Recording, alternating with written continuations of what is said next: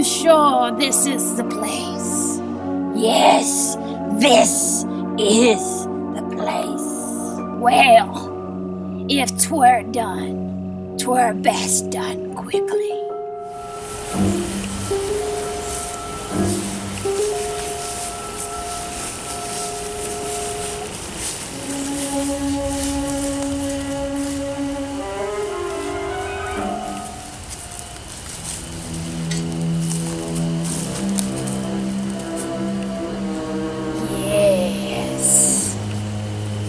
Yes, this is it. Eeflac, the Eternal. Dig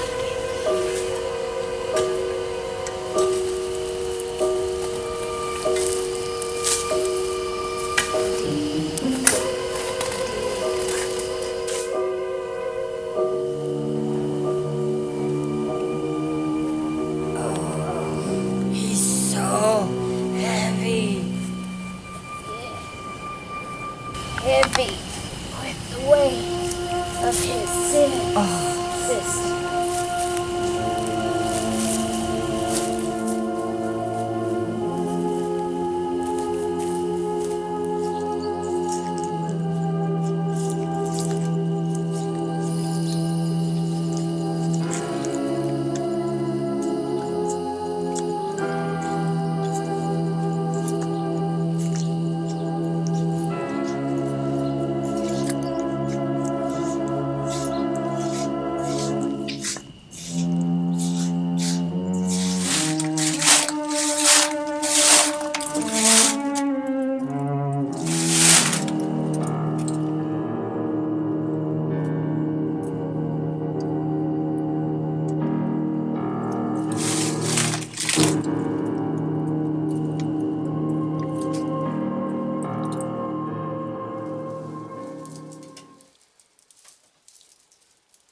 Oh, good evening and welcome to Count Eeflac's Movies from the Tomb.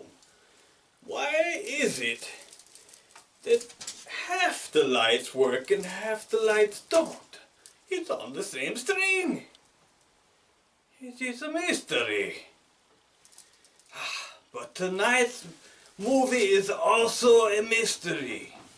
It is a mystery and it is also a slasher flick. It was the first Christmas slasher flick. There were others to come, there were lots of others, but this one was the first one. This one was made in 1970. It predated even the Texas Chainsaw Massacre. It was called Silent Night, Bloody Night. And it has a rather strange plot. It was written and directed by Theodore Gershony. He along with the three other writers. They did it all, almost all in this same house, which was, the house, it was a lunatic asylum at one time, and then it is very involved. This is a very complicated plot. You will see. Let's see, it stars John Carradine. John Carradine is in this one, but he doesn't speak. He rings a bell.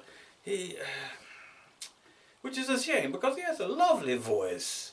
I know he still has his voice because he appeared in Night Gallery a little bit later, but I'm getting off the track. Yes, okay. Well, at any rate, it also stars Patrick O'Neill, James Patterson, Mary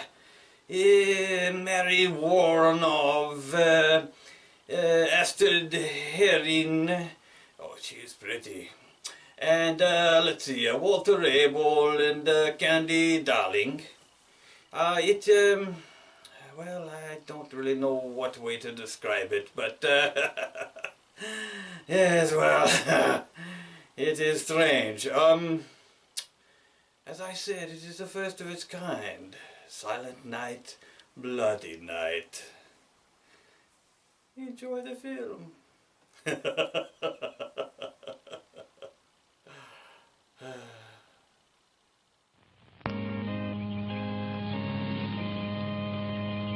One last time, I have to see this ground. It's beautiful now, as if nothing had happened here. Soon they will tear down the main house, and then nothing will be left. Nothing. Except what I remember. I grew up in the town nearby, where my father was the mayor, and where this house stood waiting for me. It was built by Wilfred Butler. We had never seen him, and he never lived at home. Until the day before Christmas in 1950, he finally did come back. For the last time.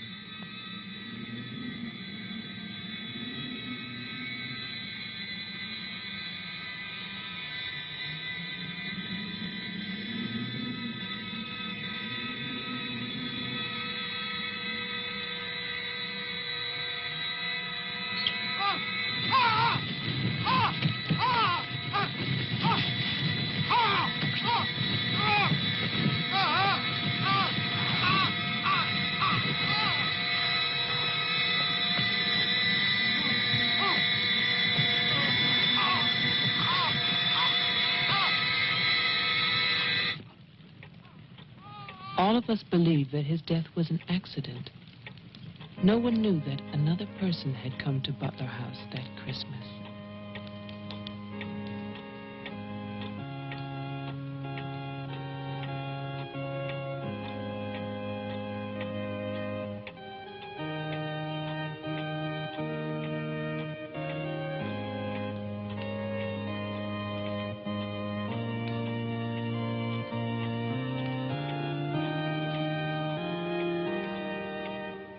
As Deputy Coroner of the County of Arlington, State of Massachusetts, I hereby find, upon evidence of an autopsy conducted by the medical examiner of this county, that the deceased, Wilfred Butler, died as a result of burns inflicted accidentally upon himself on his own premises during the afternoon of December 24th, 1950. No further inquiry shall be held over the body of the deceased, and this inquest is officially closed. All is calm, all is bright, round yon Virgin Mother and Child.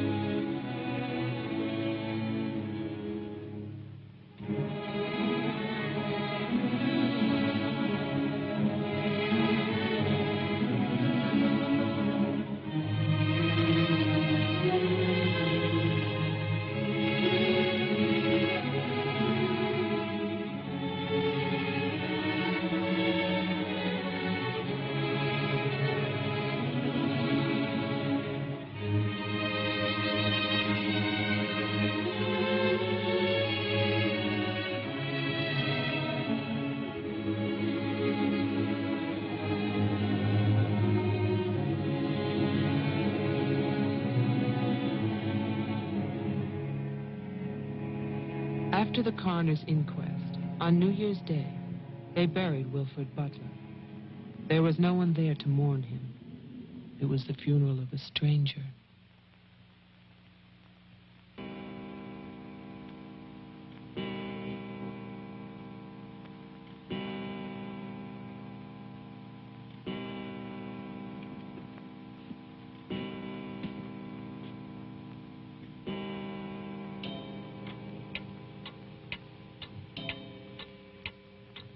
I, Wilfred Butler, being of sound mind and body,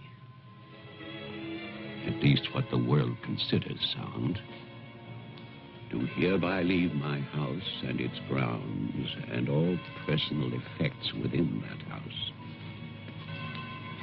to my only surviving relation, my grandson, Geoffrey Butler. And I solemnly charge him with one duty. Let him leave the house as I left it, standing untouched to remind the world of its inhumanity and cruelty.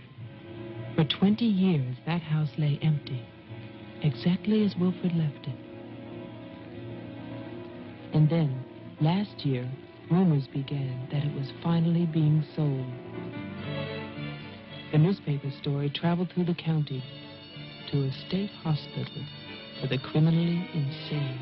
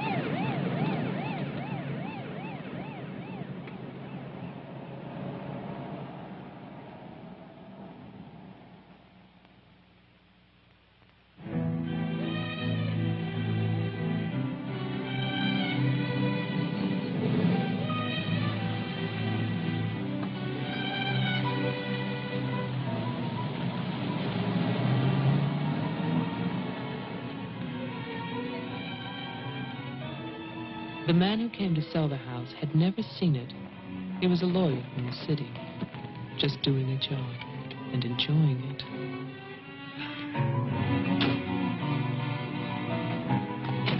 Stop! And look serious, please. Oh, you're hopeless. Oh, look! Hey, wait, where you going now? The mayor's gonna have a fit, kid.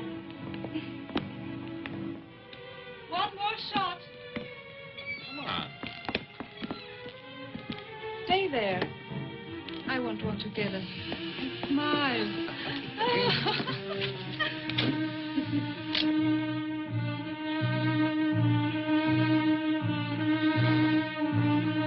For all the news as it happens, stay tuned to WLIX, your voice of the Northeast. This is Roger Fowler with local stories. First, today's headlines. A warehouse fire still rages in Elizabeth. Police suspect arson. That escaped inmate at Margaretville State Hospital still at large, still hunted by state police. And over in Roxbury, the city passes a controversial housing code.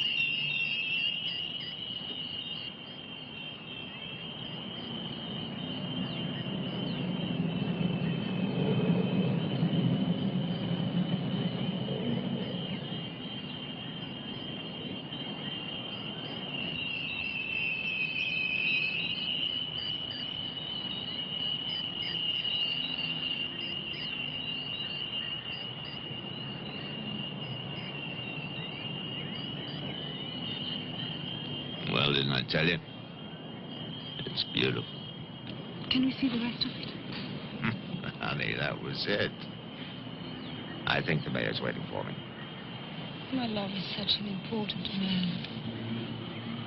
Right. Laura always says that. darling. What? Don't be long. Honey, if you get bored, just look at the view. Sooner or later, that viaduct's gonna take us back home.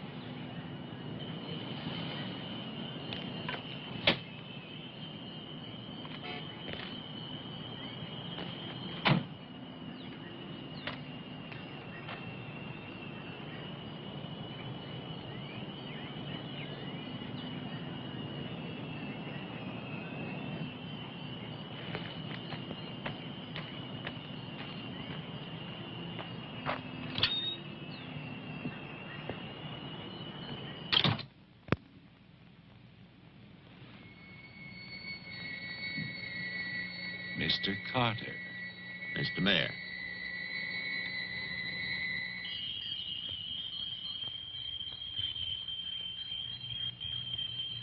Let me introduce you. This is Charlie Toman, who publishes our weekly newspaper, The Patriot. Mr. Tolman? And this is Tess Howard. How do you do? She operates our switchboard. Oh, really? We call her the communications director. And this is Bill Mason, Mason? our sheriff.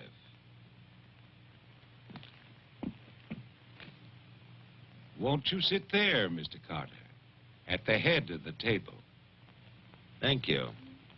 I didn't expect to meet you all together. It's quite a reception.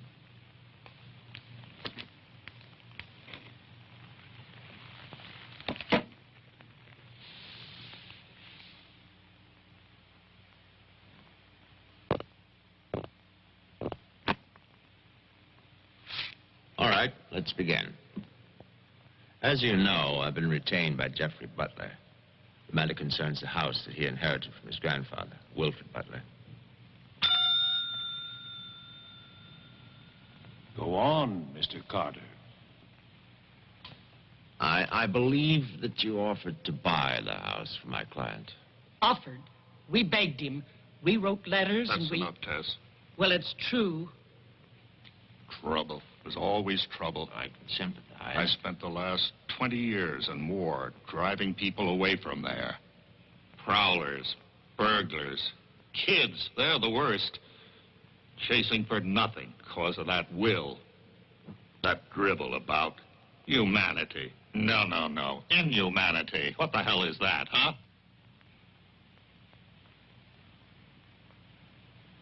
Yes, well, he was a bitter man.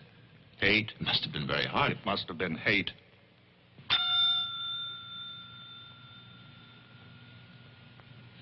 That man hated. Well, some people are like that.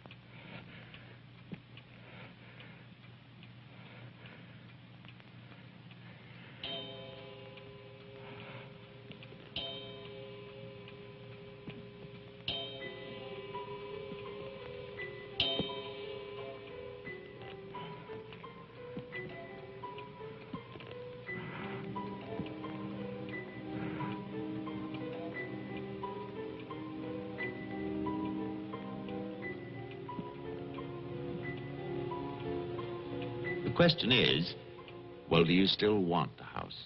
Are you offering it to us, Mr. Carter? Exactly. Why now? Well, that's Mr. Butler's business, isn't it? You know we're not rich. Most of us came here during the Depression. But we love this town. It's our home. And naturally, you want to improve it. Exactly. My client understands that, and he fully sympathizes, and he's willing to sacrifice the house for $50,000 in cash by noon tomorrow.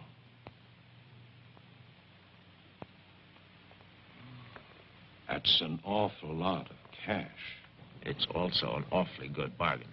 You could go to Wilton. You could go now to the bank. Am I clearly understood? All that cash. Perfect. I'll wait for your answer till tomorrow. You're spending the night here? Yes. May I ask where? At the Butler House. We could put you up at the motel as our guest. No, the house is fine. The Paradise Motel. That's very kind of you, but I'm meeting Mr. Butler about some personal items. You want a phone. I can reconnect the line. Don't trouble, please. No trouble. You need a phone. Don't want to be stuck out there. Mm-hmm. Well, you've convinced me. Thank you. By the way, have you known Mr. Butler a long time? No, I've never met him. He called me and asked me if I'd handle this for him. I said yes. He had the key delivered to my office. Mr. Mayor, Sheriff, Mr. Tolman, Miss Howard, see you all tomorrow. In fact, I'm looking forward to it.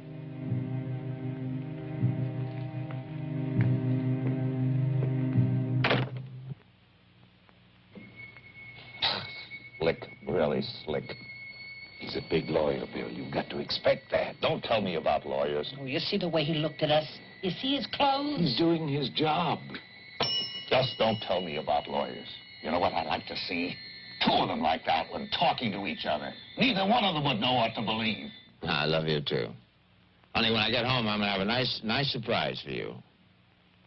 Oh, no, I can't tell you what it is now. It wouldn't be a surprise, now would it? No, I can't come home now, but it'll be very soon. Very soon. Honey, of course I miss you. Yes, I miss Mommy, too. Laura, how are you, kid?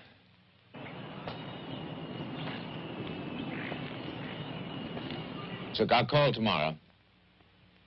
No, I want to call. I want to talk to Jenny. Yeah, well, as a matter of fact, I'm having a fine time. Well, same to you, darling. What do you mean, hostile?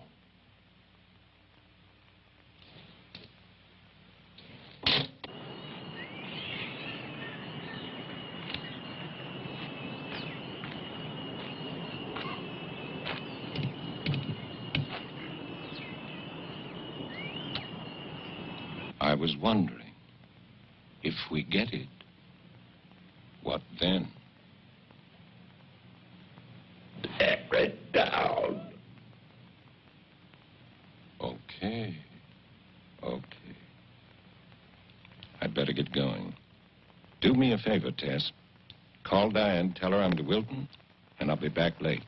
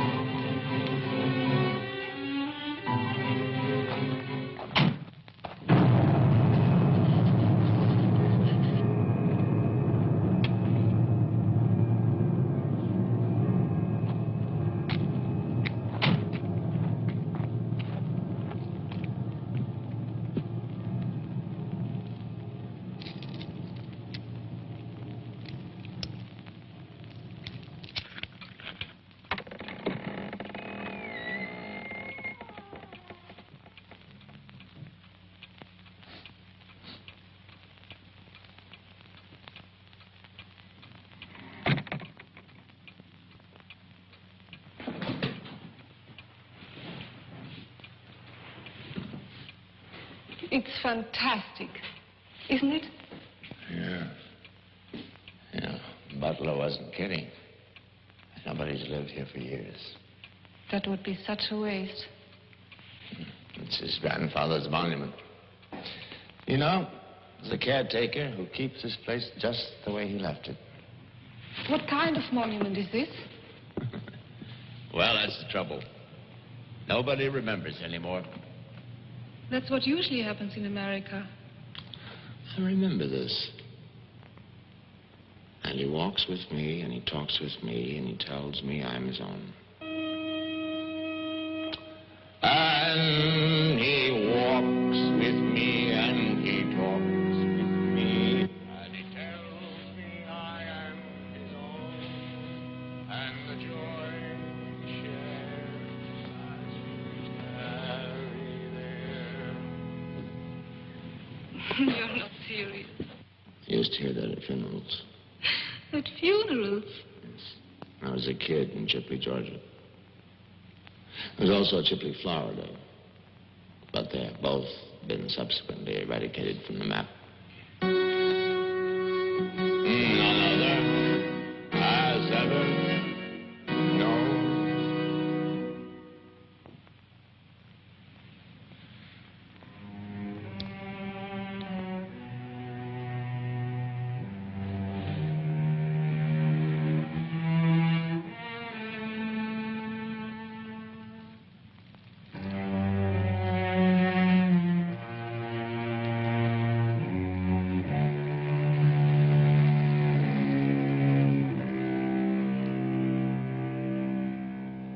The only thing open was a delicatessen, so I brought you pastrami, salami, potato salad, macaroni, everything you like.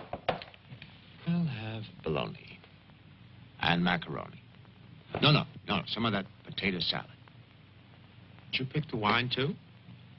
The delicatessen man took a personal interest in its selection. Oh, well, we got lucky again. That's early 1970. That's hard to come by. Can I have some, too? Of course you may.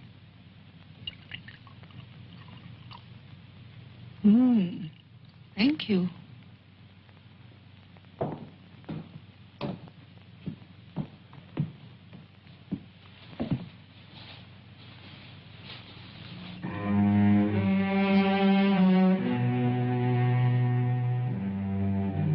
It must have been wonderful. What? The people who lived here. They must have had a wonderful life. Well, I hope they did. Wilfred Butler must have believed in something. Look at that stone fireplace, parquet floor, the mahogany, this table. And you probably think this place is made of wood, right? Well, Wrong. You know what his grandson told me? Underneath that wood, there's 2 feet of stone. The foundation is 8 bricks wide. Now, someday they're going to come in here and they're going to tear this place down and they're going to build little tract houses all over this property on quarter-acre and half-acre lots. And that bulldozer's going to come up that hill toward this house. And it's going to get the surprise of its life. They built a kingdom out here. Only nobody's left. no. Butler has a grandson. No. He's probably like the rest of us. Wants money. You know, he's asking $50,000 cash for this place, and if he only wait, he can get at least $250,000. But he won't take his time. So he'll get screwed.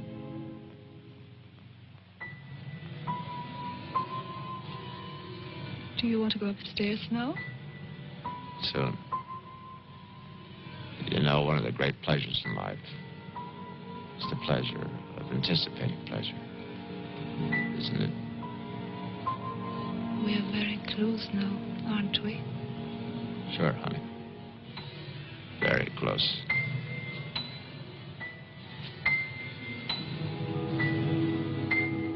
I don't see any beds yet. Well, keep looking, honey. Butler said the place was furnished.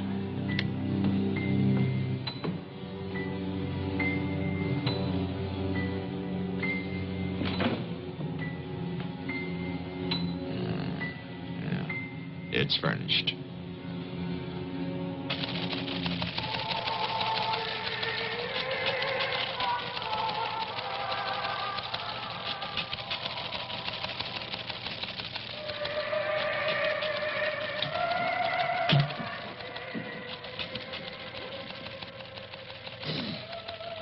Anything doing? No, sir. But look at this. More football, huh? Look how they smeared that quarterback. Look at his arm. Got no time now. Go test. How about that telephone up at the Butler house? Is it working? Well, try it now. I'll wait.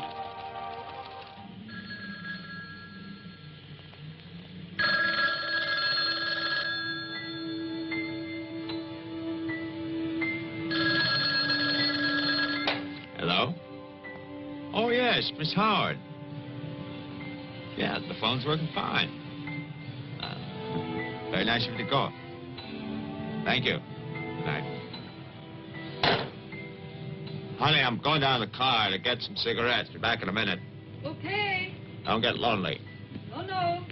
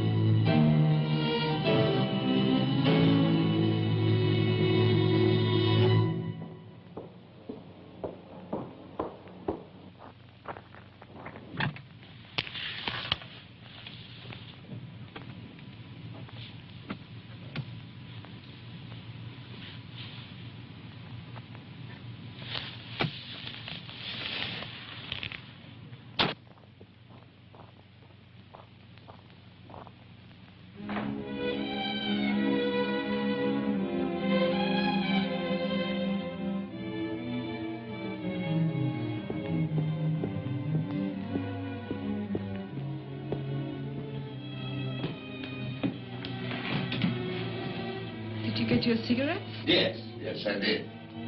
May I have one? Sure. Oh, it's the most amazing thing. These cigarettes come in these very small packages these days. Oh, that's for me? Mm-hmm. Can I open it? Oh, no. Our Christmas is day after tomorrow. Is that an order? Yes, ma'am. That's an order.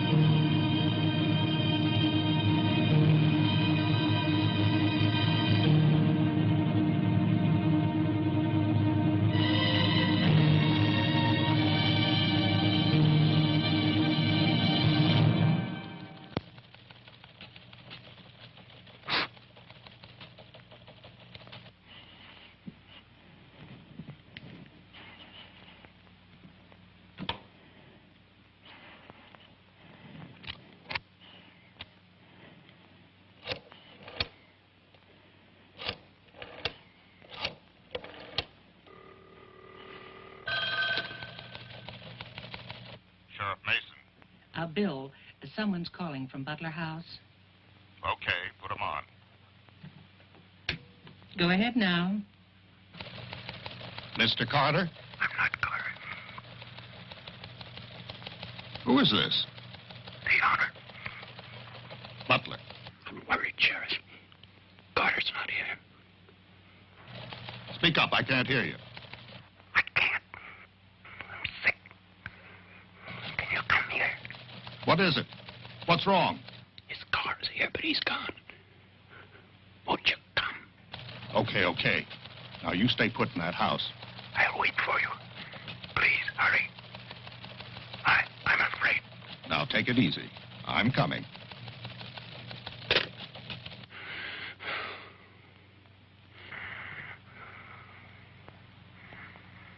Mr. Butler, are you done? Tess, I have come back. What's that? Tess, I want to see you again. Hello? Who is this? You know me, Tess. It's Mary Ann. Tell the mayor. Tell them all. I'm waiting in my father's house. Tess, it's so lonesome here. Don't be long. Hello? Hello? Hello?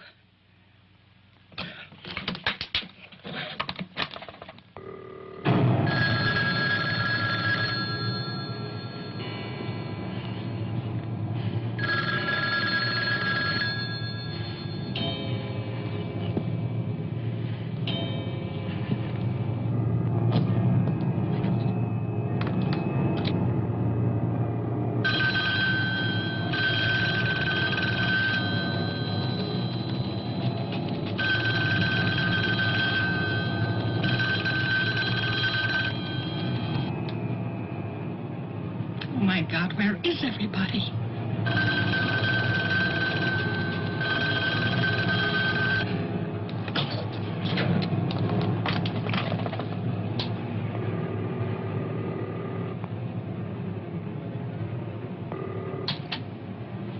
Hello? Oh, Maggie, thank goodness. What is it, Tess? Something's come up. Something urgent. Can you start early? Oh, honey, I'm watching TV. Maggie Daly, you get yourself over here. What is it? Just get moving, Maggie. Just please hurry.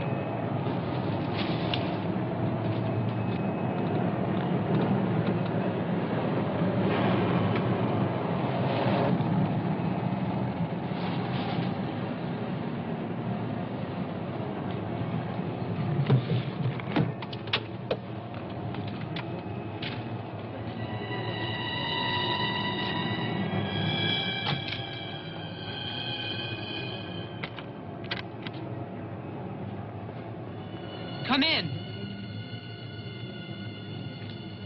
It's open. Okay, mister, that's far enough. What do you want here? Mayor, Try again. My father's not home.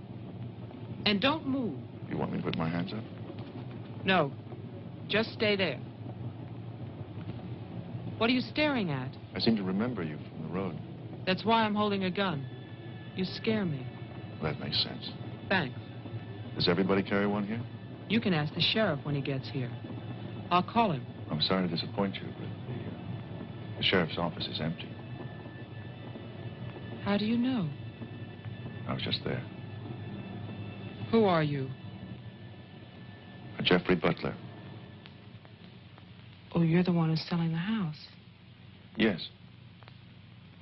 Have you any ID? Come on. Don't laugh at me. I want your ID. Some maniac escaped from Margaretville.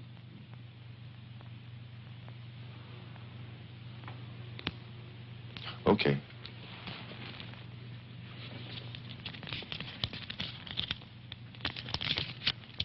Put it on the table.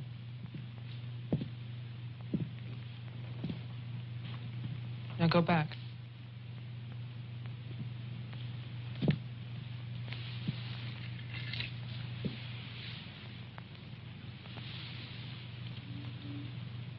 California license. Lucky you. Would you like to see my maniac card from the asylum? They give you one when you escape. There's a big scarlet M on it so people won't get confused. Okay. Look, I'm sorry about the gun. My father's in Wilton getting your money. All I want to do is to get into my house. The sheriff's deputy might have a key. He's about the only one I know of. Well, where is he? You go down the road about 1.5 miles till you come to a white house with a white fence. And then you can't miss it. Thanks. That's okay. Merry Christmas. Same to you.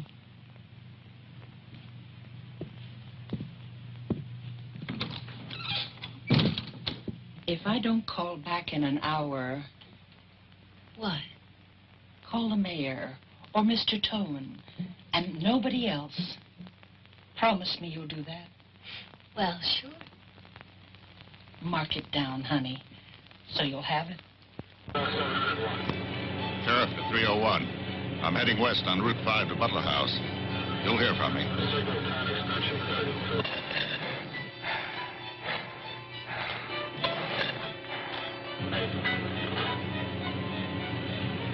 What the hell? What's that light out there?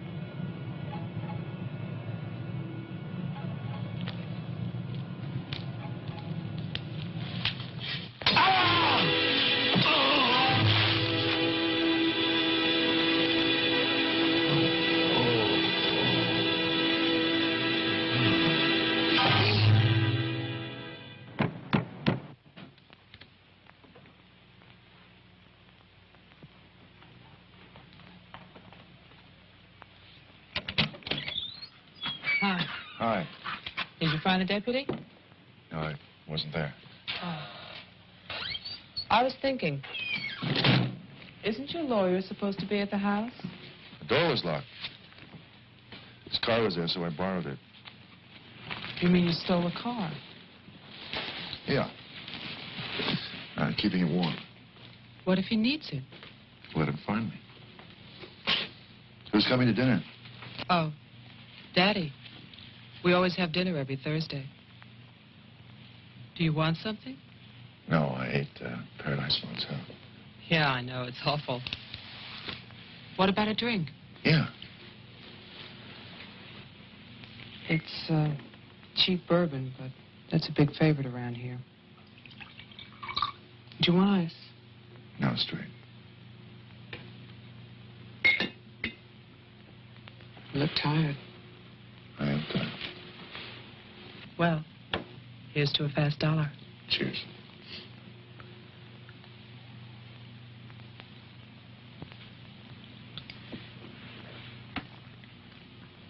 Why did you decide to sell the house? Needed the cash. After all these years? I need it now. Huh. What's it like on the inside? You know, I've never seen the inside. When I was a child, my father told me to stay away from it, or something terrible might happen. Sort of like a haunted house. I haven't seen it either. You're going to sell it and you've never seen it? Yeah. Oh, it's too bad. It's about the only place to see around here. Oh, I forgot. Someone keeps calling with a message for my father. She says that she's waiting at your house, in the reception room. What woman is waiting in my house in the reception room? Oh, I don't know. It's not a voice that I know. I better go out then. Can I come too? What for? I'm pushy. I suppose you'll be going back to California soon. California? You said you lived there, remember? No, I'll be traveling. Jeff, look. It's the sheriff's car.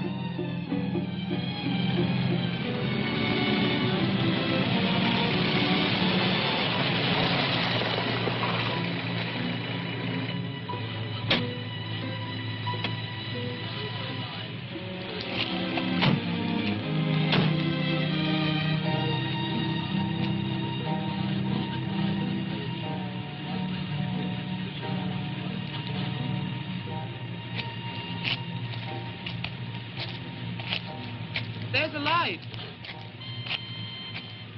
Look at that tombstone. Pretty cheerful. Who bears the cross shall wear the crown. Wilfred Butler. My grandfather. Oh.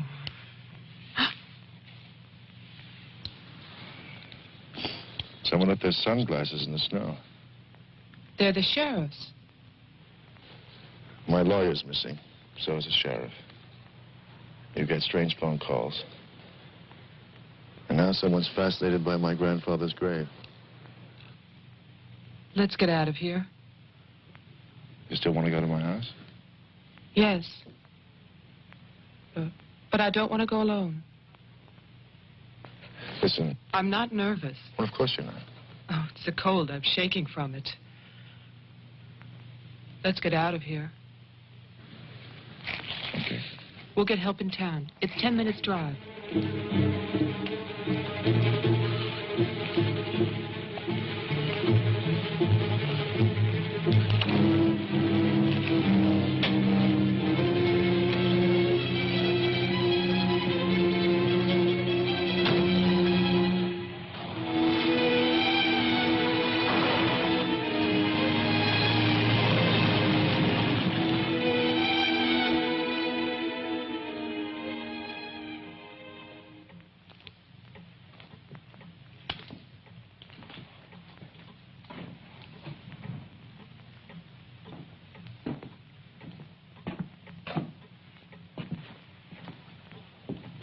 Good night, Mr. Tillman. Have a nice holiday.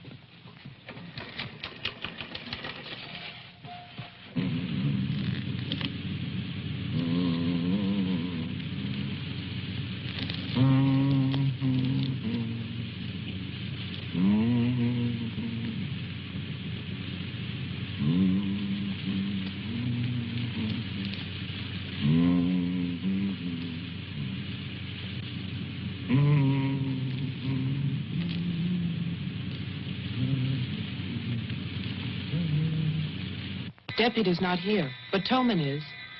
Who's Toman? Come on, you'll see.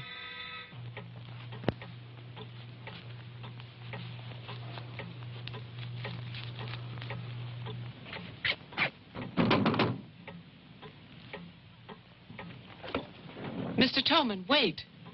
No, please, I have to talk to you. I'm sorry. This is Jeffrey Butler. He's the one who's selling the house. He can't get inside the place. And my father's gone to Wilton. So we wondered...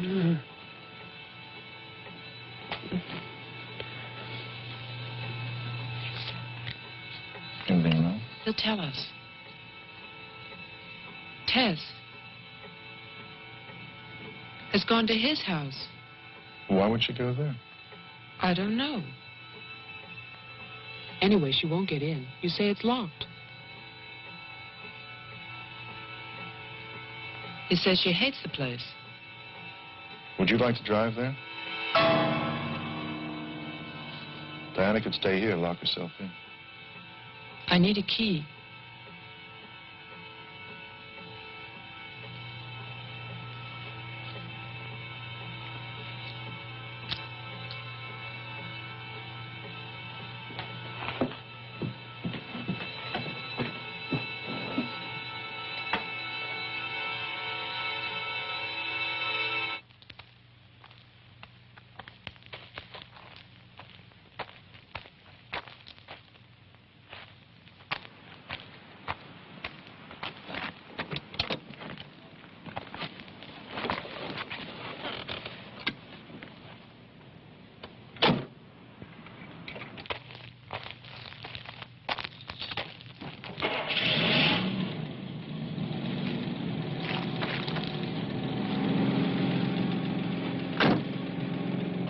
This isn't my house.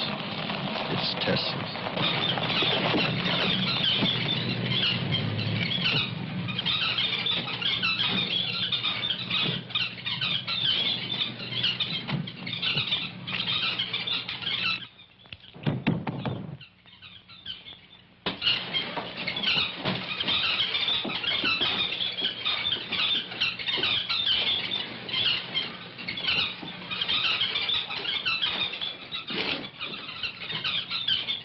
Tess isn't here.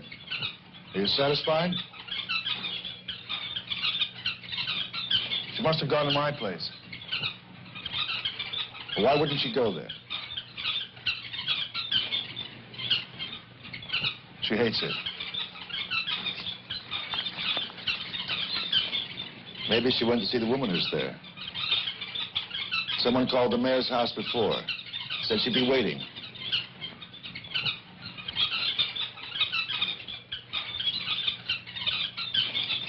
What is it?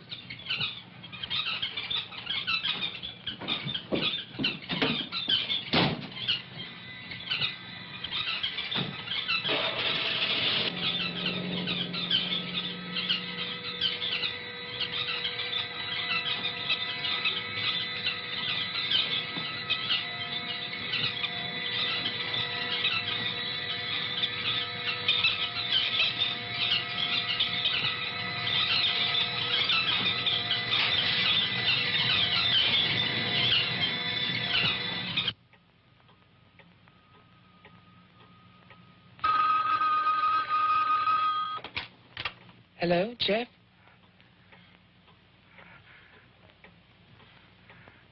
Hello? Is anybody there?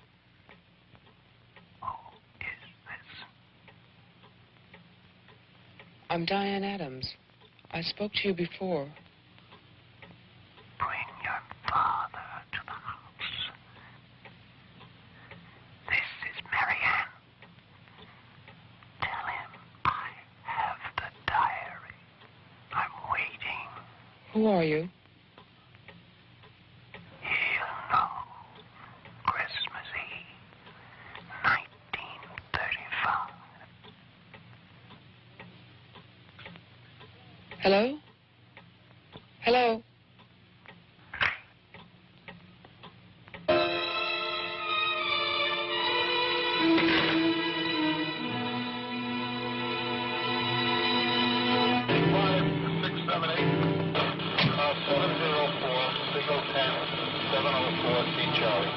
704, signal 10, 704, Steve Charlie.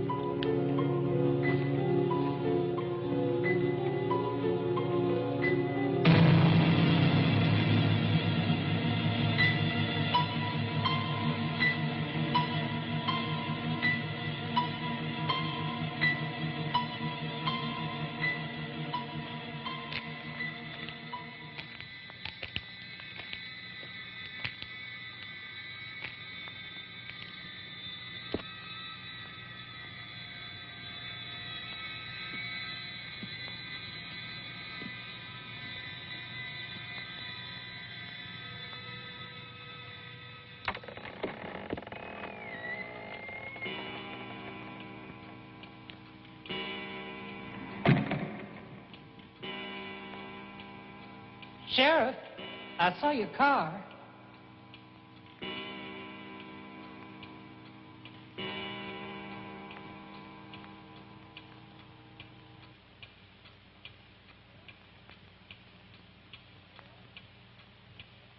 Bill?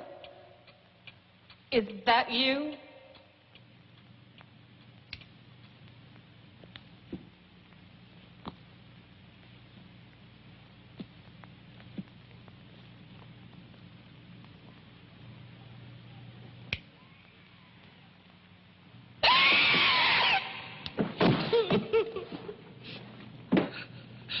Tess, you can't see me, but I can see you. Oh, yes, I remember that face. You're older now. And fat. But still, Tess. And you're frightened, aren't you? Don't be afraid. I want to help you. Take my hand. Take it, Tess.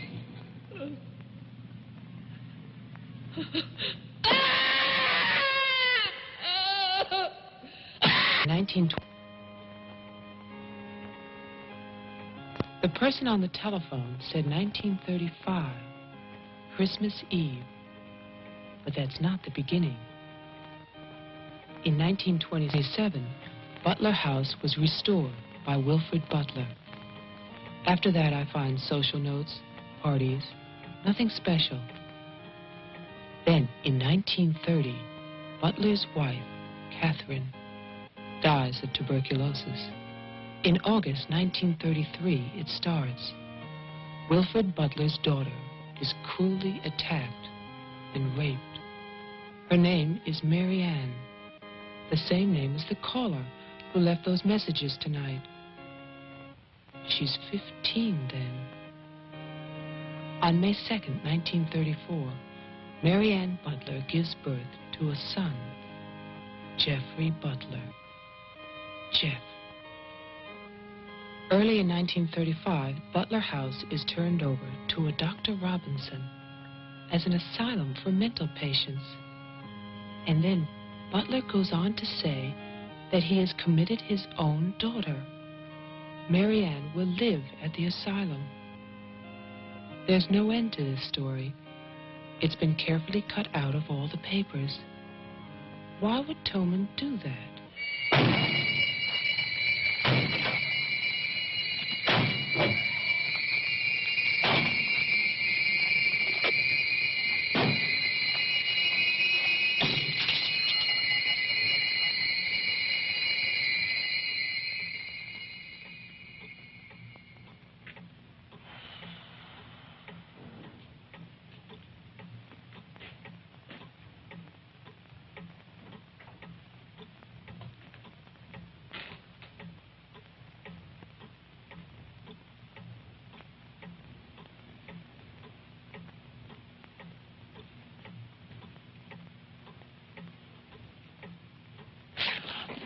scared me.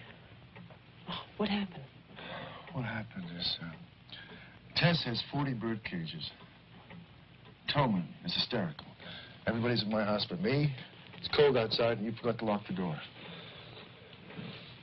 Joe, how old are you? How old am I? You mean, how many years have I lived? No. There's a lot in the paper about your family. I don't want to talk about my family. Wait a minute. There's a woman calling, and she says her name is Mary Ann. That was your mother's name, wasn't it? My mother died in childbirth. That's when I started traveling. It's not what the papers say. What's your point? I just thought that you should read something for your own good. Nothing you could tell me about my past or future would be for my own good.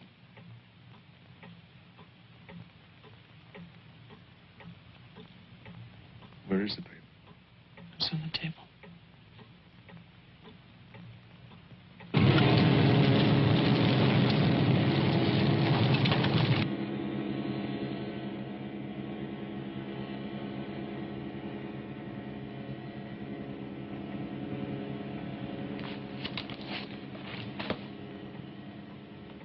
It's so stupid to lie. I missed the whole event. Jeff, maybe your mother's still alive. Maybe she's waiting for you at the house. I don't know.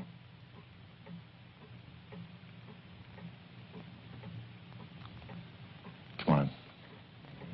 No more side trips. Let's go out there.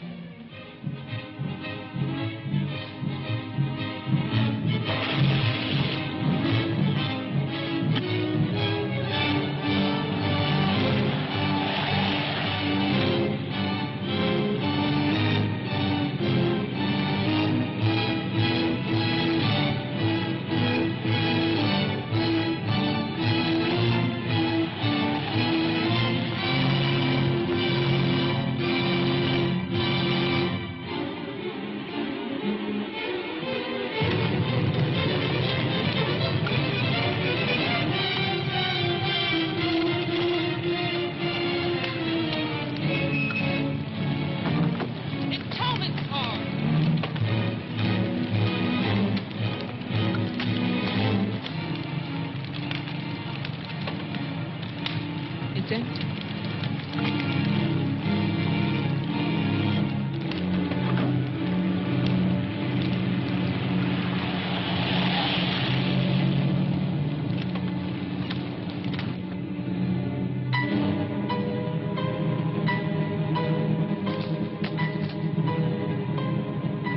Jeff, look!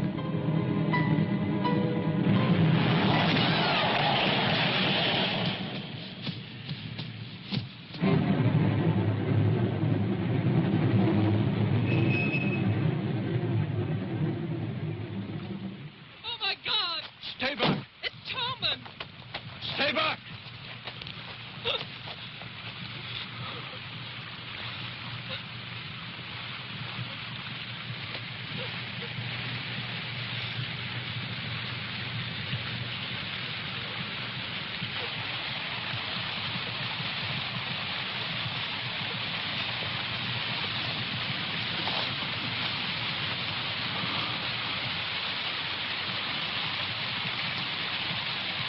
She's dead.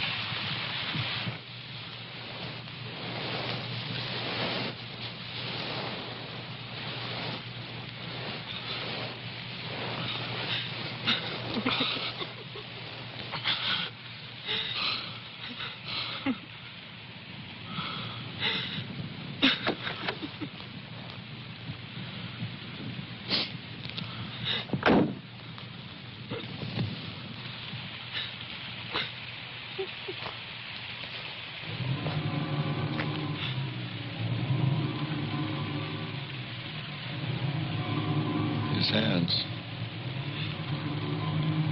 Somebody cut off his hands. You killed him. You killed Tolman. He's asking for help. You killed him. Get in the car.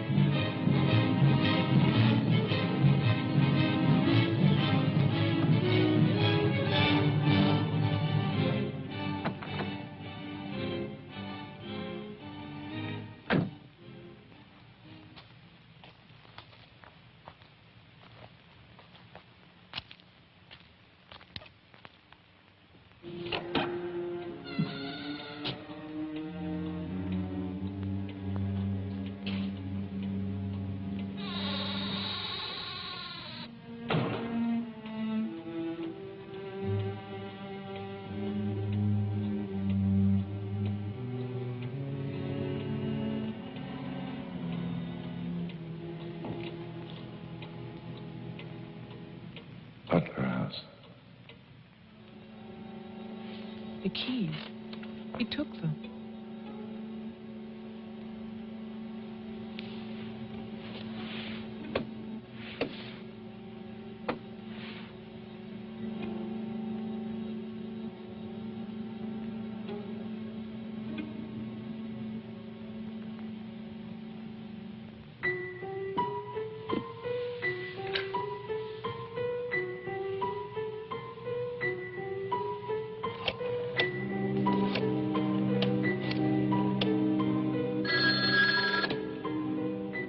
Hello? Hello, Mr. Mayor. Yes, what? This is Marianne Butler. I'm calling from my house. Won't you come over here, Mr. Mayor? We're having a reunion. Everyone's here, even your daughter.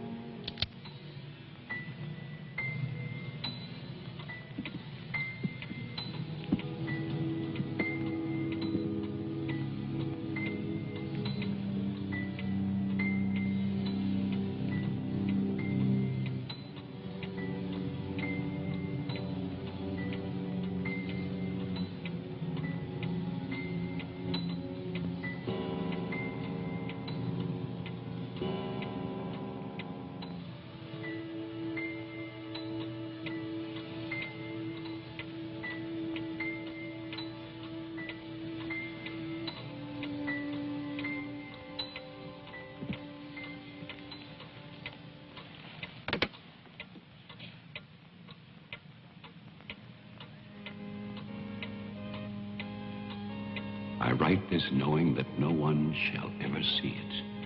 Not my beloved daughter, or even my grandson, Jeffrey.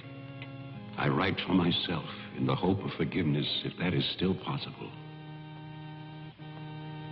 And I write for you, Marianne, whose youth and innocence I have destroyed.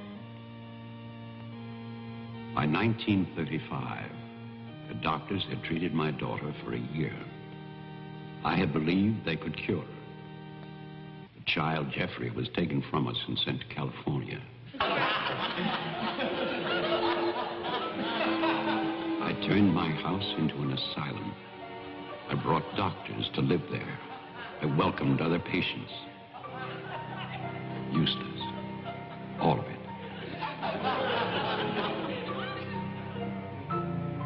I remembered what she had been. There was never a lovelier, happier child.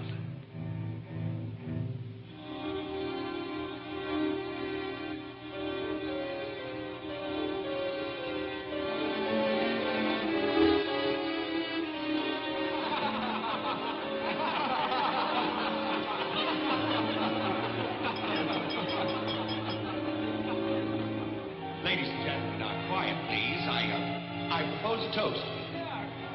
Doctor, please. By Christmas of the first year, I knew that I must act. Not for myself, but for my helpless child. Led him to create this institution. Our friend... I had no plan. All I knew was that I must take her from these men. With their promises. Their lies. Shall we? Huh?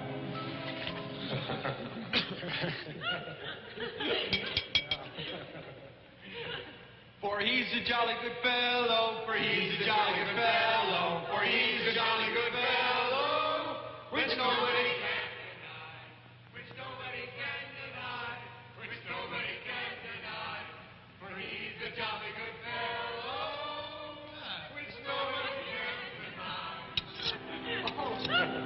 I knew that they would gorge themselves into a stupor that afternoon. It was their celebration. I expected no less.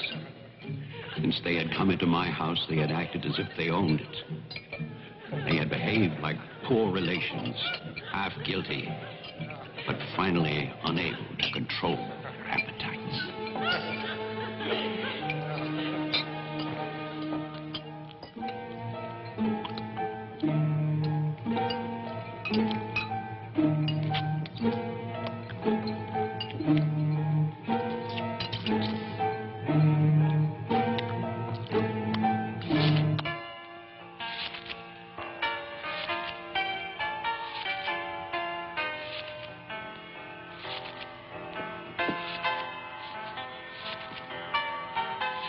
After dinner, they danced and drank as they usually did.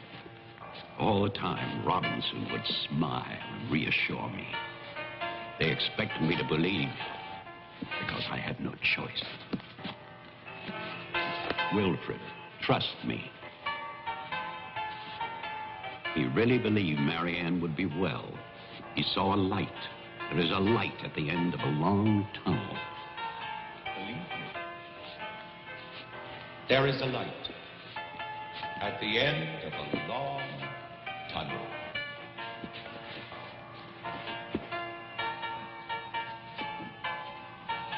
Stay here, Doctor.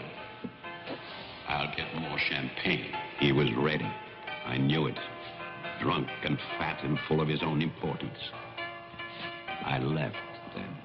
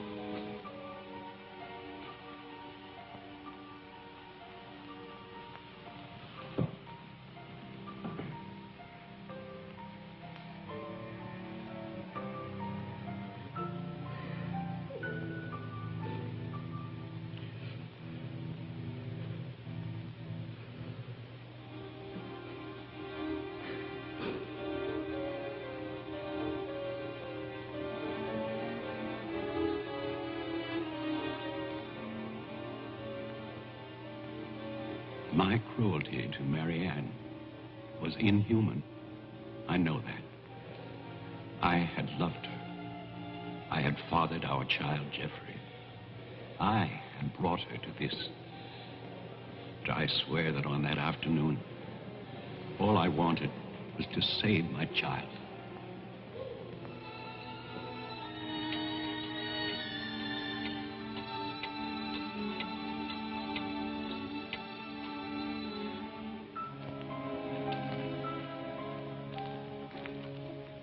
My hope was to get her away from that house.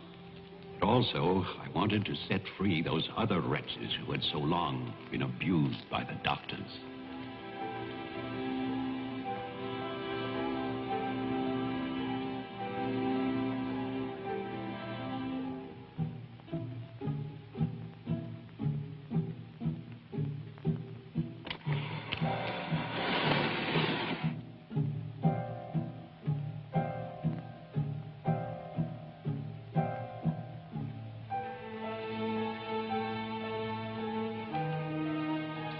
I knew what they might do if these inmates were freed. And this is my guilt. I knew. And still, I freed them.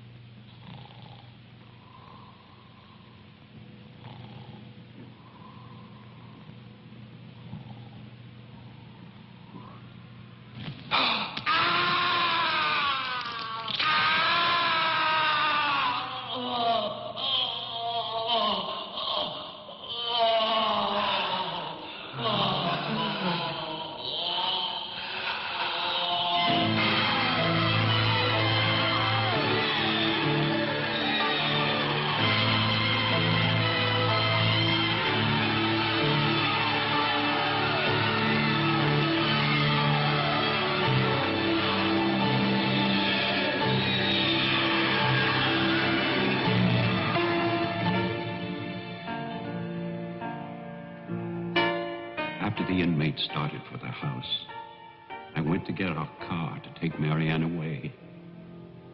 I do not know exactly when she slipped away from me. I assume that when they saw her in the dining room, the inmates believed her to be part of that household which they hated. And so, they killed her. Later, there was a celebration. And then most of the inmates fled. I don't know where. But I shall never forget what they did to my child. Since that Christmas, I have lived in prisons and asylums. Lived anonymously, as an animal. I have wandered in bitterness until all seasons have become as one. And that is a season of vengeance.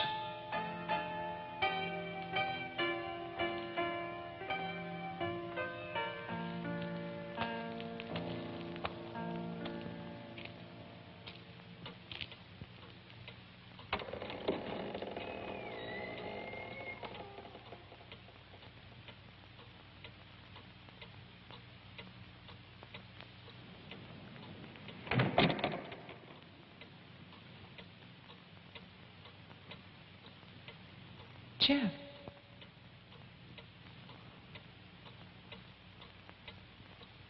Jeff. Wilfred Butler is still alive. This is still his house.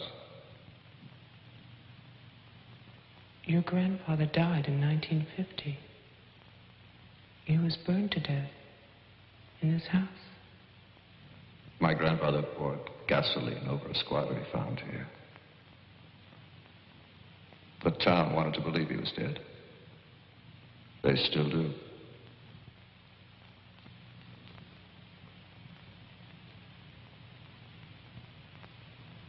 This house was an asylum. There was a massacre by the inmates. Tess, Tolman, the sheriff. Your father. No. All inmates. They killed my mother in this room.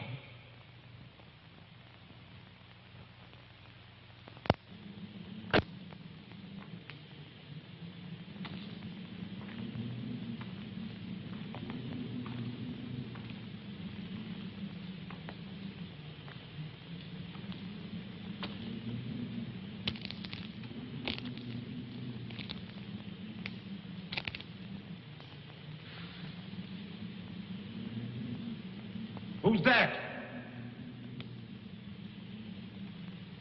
Who's there?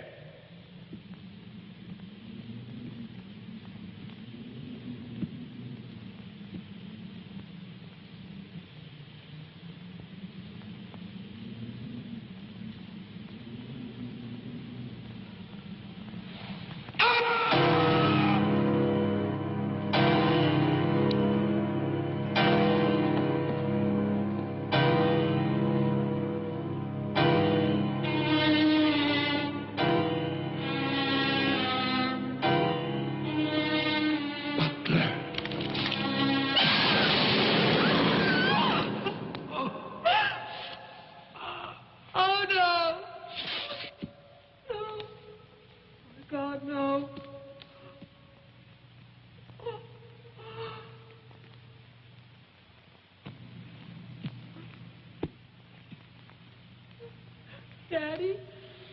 Daddy?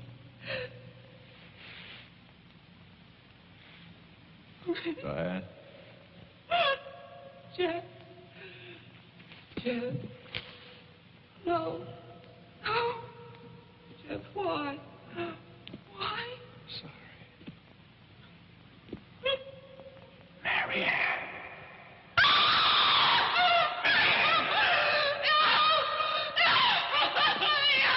Don't run away. No, I'm your father. Don't be afraid. I won't hurt you. Please. It's all right. I won't hurt you. I need you. See? I waited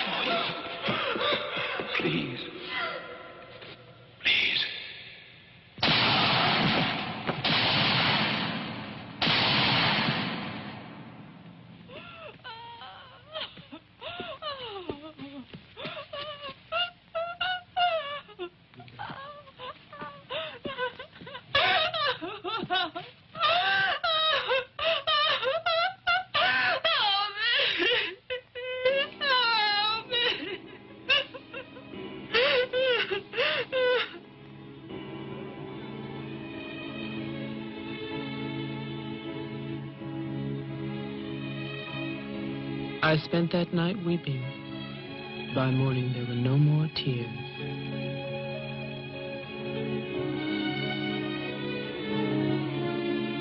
I know that my father and Jeffrey both thought they were shooting at killers, but they were simply the last victims in that house of victims.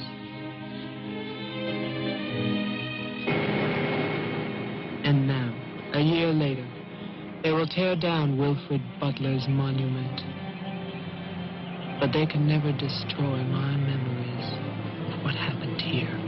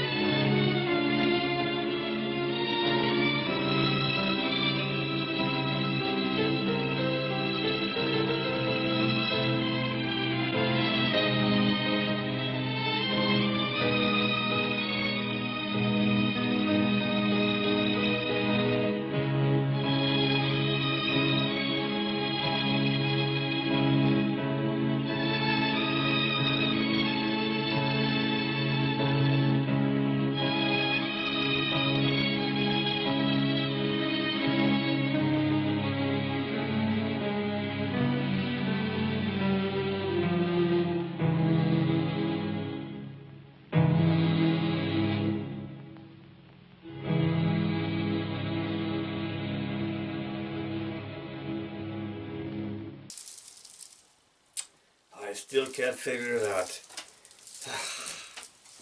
So, how did you like the film? Did you figure it out? I couldn't figure it out.